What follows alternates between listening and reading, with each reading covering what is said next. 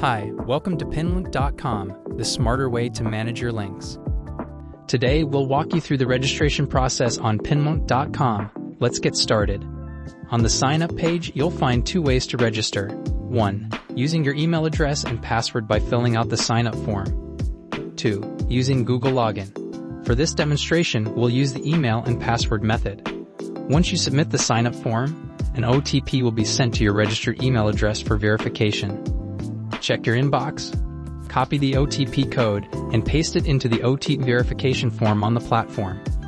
Next, you'll be guided through 3 steps to complete your profile setup. Let's go over them. Step 1. Basic account information. Provide the following details: first name, last name, contact number, gender. Step 2. Industry information. Answer a few questions related to your professional background. What industry are you in? How many employees are in your organization? What is your designation? Click Next to submit your details. Finally, you'll see a welcome message from pinlnk.com. Click Finish to complete the registration process.